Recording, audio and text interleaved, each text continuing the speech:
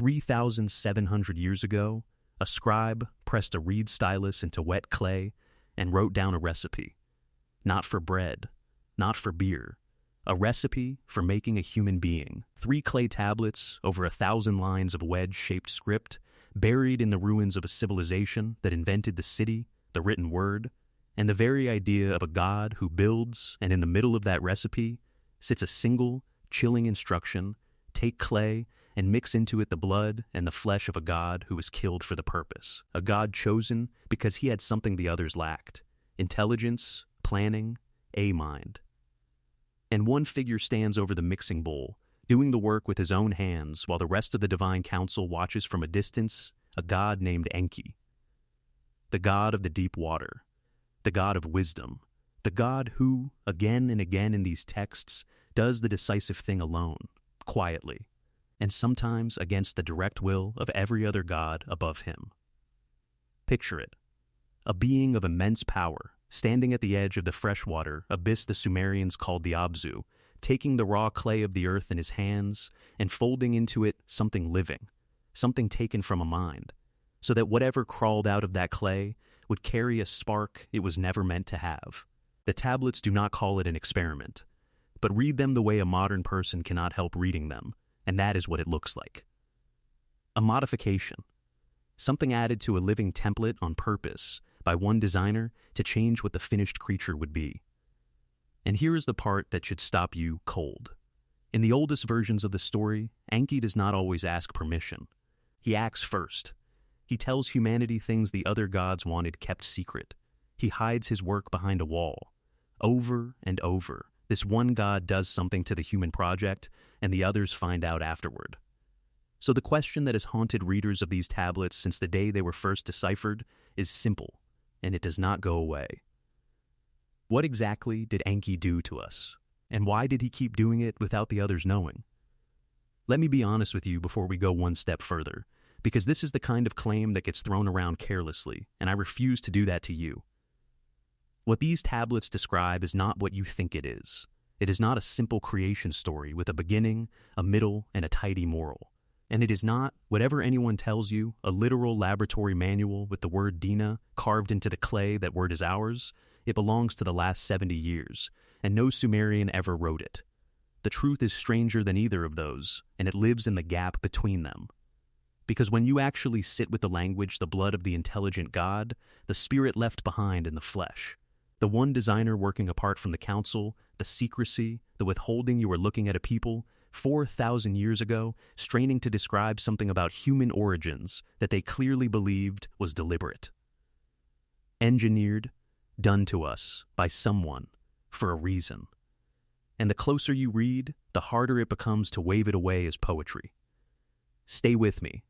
Do not skip ahead, because I am going to walk you through exactly what the tablets say, exactly what mainstream scholars say they mean, and then the single detail that neither camp has ever fully explained.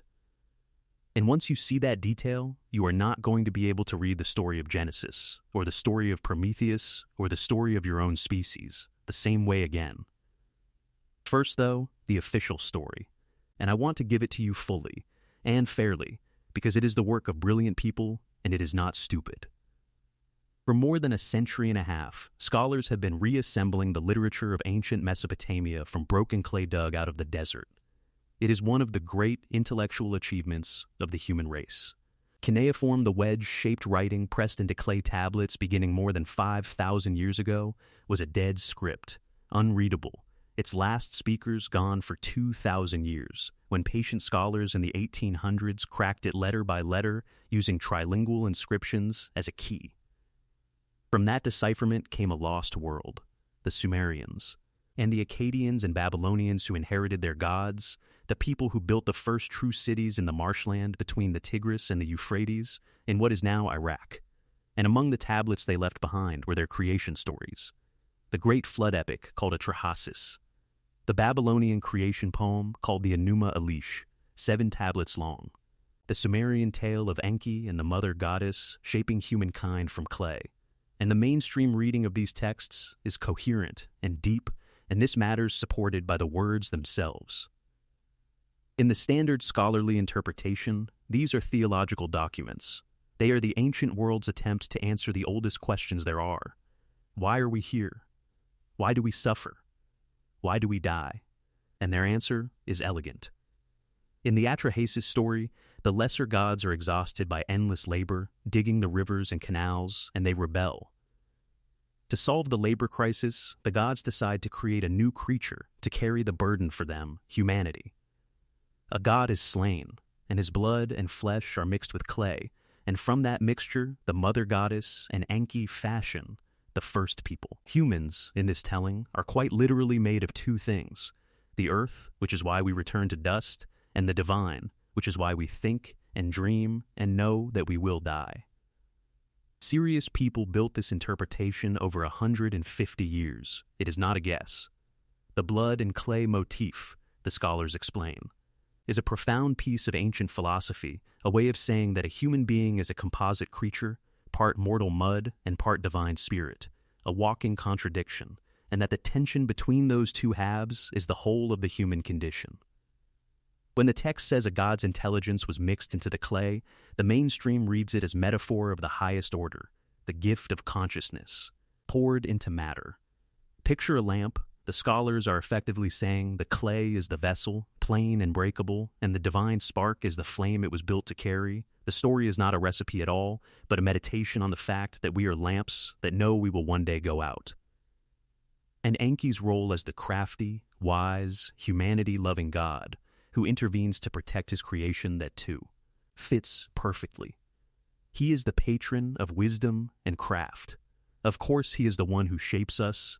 Of course he is the one who saves us. That is his character across the entire mythology. This is a good and honest explanation. Hold on to your respect for it, because I am not here to tear it down. Most of it is almost certainly correct, but there is one thing inside these tablets that the metaphor reading has always had to hurry past, and it does not get smaller the more you look at it. It gets larger. Here is the crack. If the divine spark in the clay is just a poetic way of saying humans are conscious, then why is the text so specific, so procedural, so obsessed with method? Why does it not simply say the gods made man and gave him a soul, the way a myth usually would? Instead, it names ingredients. It specifies that the slain god had to be a particular kind of god, one with mu, a word that means something like intelligence, planning, reason. It insists that from his flesh a spirit remained inside the human, permanently, a ghost bound into living matter. It describes a process with steps, and it puts one specific god in charge of executing that process, apart from the others. Myth reaches for wonder. This reaches for procedure. Why would a people describe the making of their own species not as a miracle, but as a recipe? Who describes creation like an engineer describing a build? That is the thread. And when you pull it, the whole thing starts to move. Pull the first thread, the ingredients. Read the Atrahasis tablets closely and you do not find vague creation. You find a formula stated with unsettling exactness. Clay, yes, the raw earth. But into the clay goes the blood of a slain god, and not just any god. The text is careful to specify that the chosen god possessed intelligence, reason. Planning that quality the Akkadians called mu. He is killed. His blood is mixed with the clay. And the result, the tablet says plainly, is that a spirit, an mu, a ghost, comes to exist inside the human flesh and remains there for all time, the sign of the living being.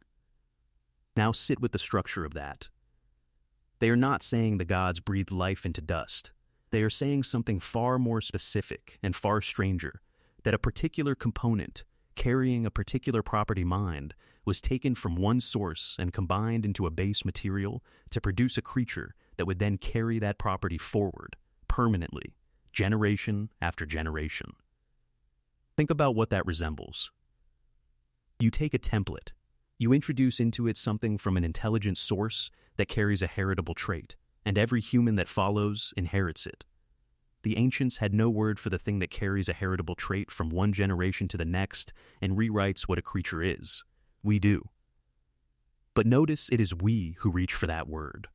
The tablet only tells us that intelligence was mixed in, that it stayed in, and that it passes down.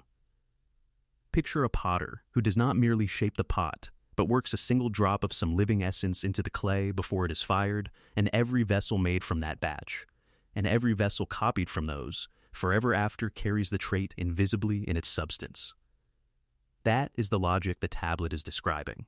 4,000 years before anyone could have known such a mechanism exists. Where did a Bronze Age people get the idea that what makes us human is a thing you can extract from one being and combine into another? And it gets stranger, because the text is very clear about who did the combining. Pull the second thread, the lone designer. In story after story, across Sumerian and Babylonian versions, one god does the actual work of shaping and modifying humanity, and it is almost always Enki. Not the whole council, not the king of the gods. Enki, the god of the deep water and of craft and of wisdom, working with the mother goddess but driving the technical part himself. And in one remarkable Sumerian text, Enki and the mother goddess Ninmah get drunk and hold a contest. She shapes flawed humans from clay. Humans who cannot bend, humans who cannot hold their water, a barren woman, a being with no sex, and Enki finds a place and a purpose in the world for each of these variant creations. Read that as theology, and it is a story about disability and the value of every life. But read it as procedure, and it is something colder, a designer producing variant after variant of a creature, cataloging what each malformed version can and cannot do, finding a use for every prototype. Trial, error, iteration. Why does the wisdom god behave? Again and again. Less like a creator speaking a world into being, and more like a maker at a workbench, testing versions. And why is he so often working slightly apart from the rest, the one who knows the method, the one the others defer to when something needs to actually be built? A council decides. But Enki executes. Hold that distinction close, because the third thread is where it turns genuinely dark. Because Enki does not only execute, sometimes he conceals. Pull the third thread, the secrecy. This is the heart of it, and it is not invented, it is in the text. In the Atrahasis epic, and again in the flood story embedded in the Gilgamesh material, the gods grow angry with humanity. Humans have become too many, too loud, and the chief god Enlil resolves to wipe them out with a flood. And this is crucial. The whole divine council swears a binding oath of silence. No god is to warn the humans. Their destruction is to be total and secret. And Enki breaks it. But watch how. He does not defy the oath openly, because he swore it too. Instead, he goes to the reed wall of the hut where the man Atrahasis sleeps, and he speaks not to the man, but to the wall. He addresses the reeds. Wall, listen to me.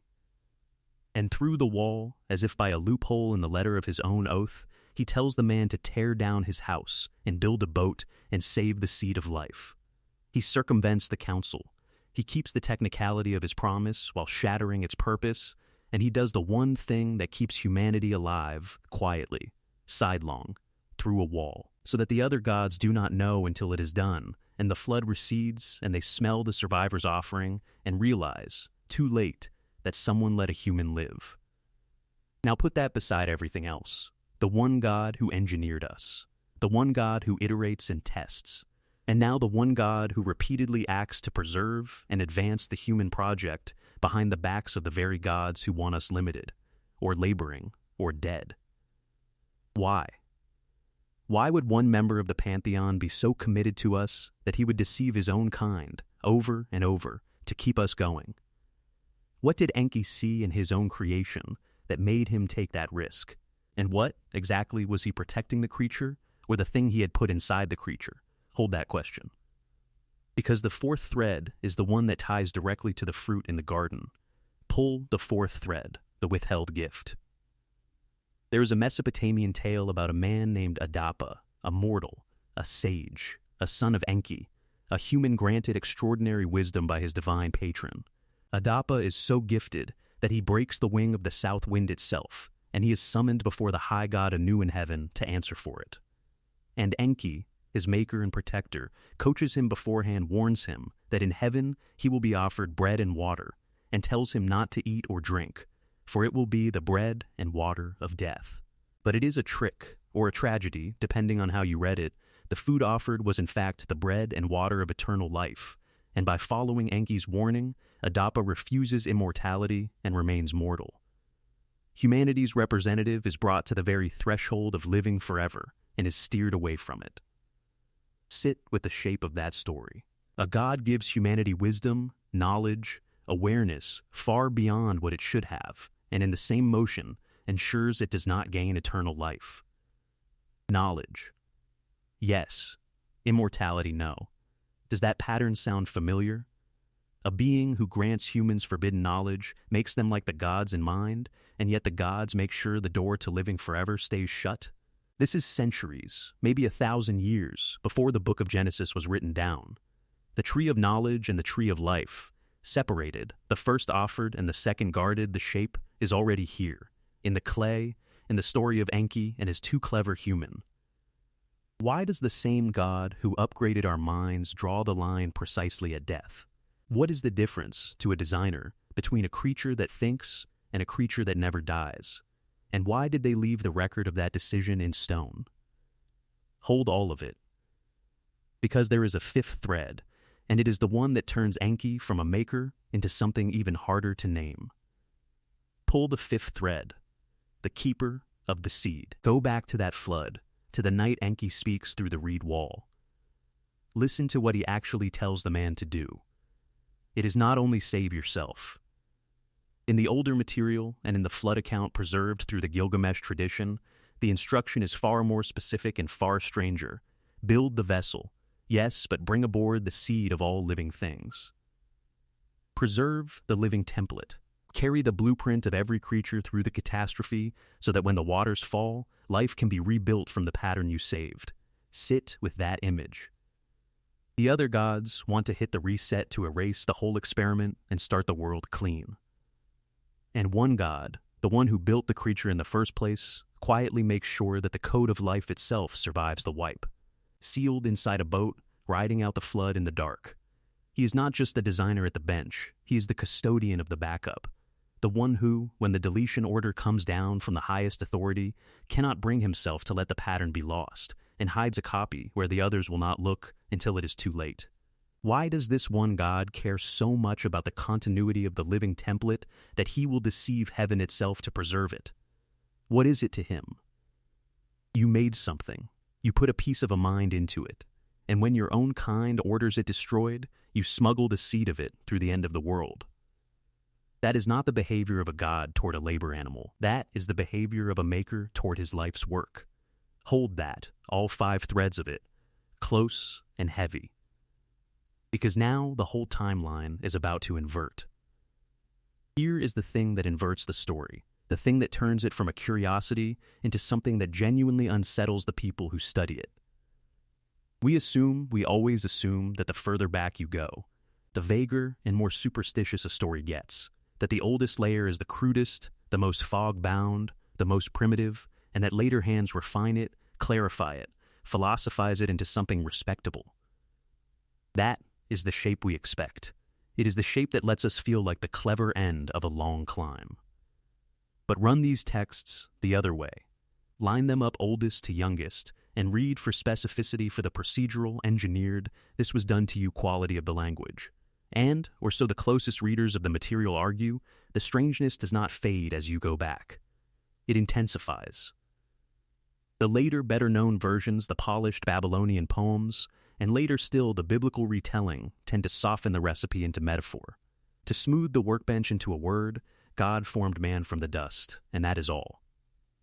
But the older Mesopotamian layers are more explicit, not less. They name the ingredient. They specify that the slain god had a mind. They describe the spirit staying in the flesh. They put the lone designer at the bench. The deeper you dig, the more it reads like a technical account being gradually, over centuries, turned into a sermon. The most procedural version is not the latest. It is among the earliest we can reach. Read that again, because it breaks the comfortable direction of history. It means the engineered human is not a modern misreading projected backward onto innocent myth. It means the engineering language is oldest, and the poetry is the overlay that as the centuries passed. The culture took a stark, specific, almost clinical account of humans being deliberately made from a divine component, and slowly wrapped it in metaphor until it became safe. as if the raw memory came first, and the myth grew over it like scar tissue over a wound. So which is the primitive version, the stark old recipe, or the beautiful later poem that hides it? And if the specificity is deepest at the bottom, what exactly is sitting at the very bottom, in the part of the record that predates writing itself, where we can no longer follow? A single strange text you could dismiss, but this is not a single text. And the same fingerprint is about to appear in places these Sumerians never touched. The single culture's origin myth you could set aside. Every people has one, humans everywhere ask where they came from, and it would be no shock at all if one desert civilization dreamed up a vivid answer. But the Mesopotamian fingerprint does not stay in Mesopotamia. It appears again and again and again in cultures that could not have copied it. Start close. The Book of Genesis, written centuries after the Mesopotamian versions, by a people who lived right next door to Babylon and were for a time carried into exile inside it, Genesis has man formed from the dust of the ground and animated by the breath of God. Earth plus divine component. The same two ingredients. It has a garden, a tree of knowledge that makes humans like gods, knowing. A serpent, and the serpent, in the older Mesopotamian symbol world, is an animal associated with Enki himself, the wisdom god, the knowledge bringer. It has a jealous divine counsel that says, the man has become like one of us, and moves to bar him from the tree of life, from immortality the exact Adapa decision, knowledge granted, deathlessness denied. The parallels are so close that scholars openly discuss the Mesopotamian material as the older stratum beneath the biblical account. That is not fringe, that is mainstream. But now go further, to peoples who never met either. Go to Greece. The Titan Prometheus shapes humanity from clay and water earth again, and then defies Zeus and the assembled gods to steal fire, the divine spark, and hand it to his creatures, elevating them beyond what the ruling gods intended. And for the crime of upgrading humanity behind the back of the chief god, Prometheus is horrifically punished. Strip the names away. A lone craftsman god, humans made from clay, a forbidden gift of divine capability given in defiance of the high god and the council. Punishment for the giver. It is the Enki pattern, wearing a Greek mask, and it does not stop there.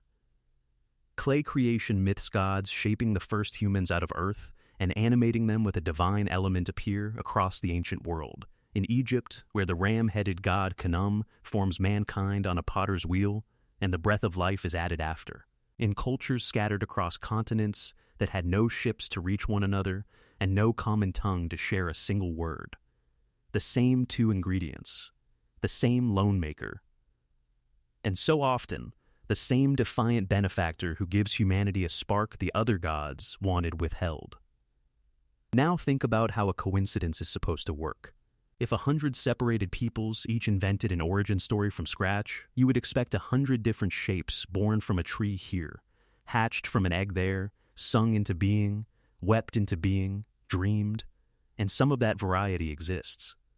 But threading through it, over and over, in places that never touched, is this one particular shape, earth plus an extracted divine component, assembled by a single crafting god, sometimes in defiance of the powers above him.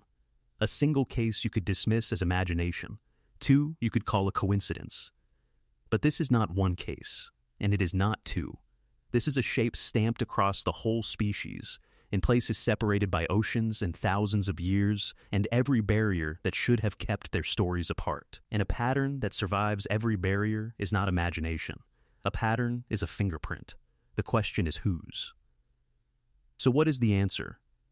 Here is where I have to be honest with you, because the honesty is the entire point, and anyone who hands you a clean resolution to this is not telling you the truth. There are several possibilities, and every one of them is stranger than the version you were taught in school. Lay them out.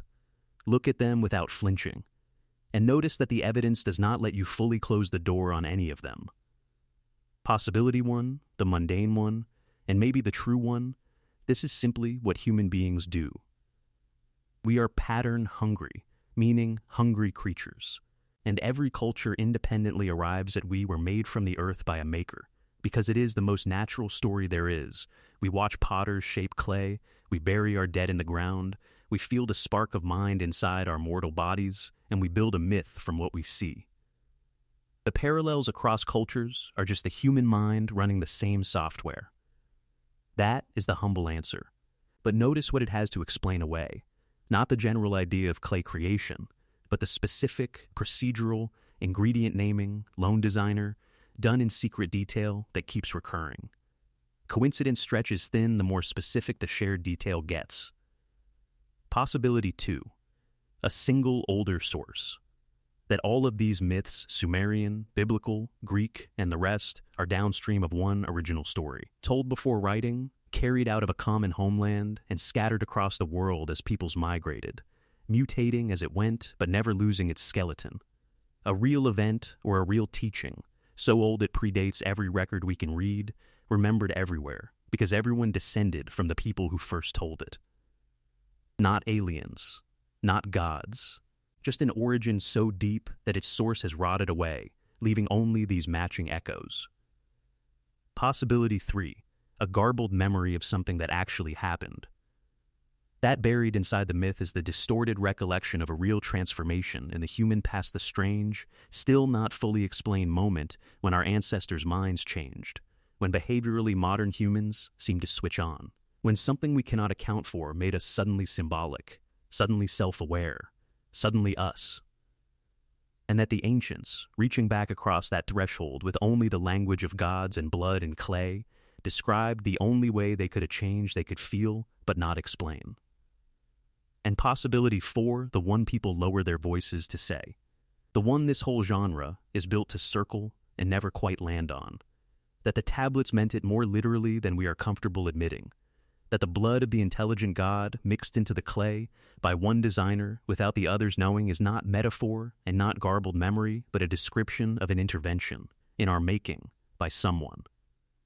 I am not going to tell you that is true. The evidence does not support saying it is true. But I will tell you that the tablets do not read the way a pure metaphor reads, and that the people who wrote them believe something was done to us, on purpose, by a hand. I am not going to choose for you, because the honest position is that no one can. But I will say this, the comfortable story that this is just pretty poetry about the human condition, nothing more does not fully account for the specificity, the procedure, the loan designer, the secrecy, and the same fingerprint stamped across cultures that never met. When the comfortable story stops covering the evidence, the honest thing is not to force it.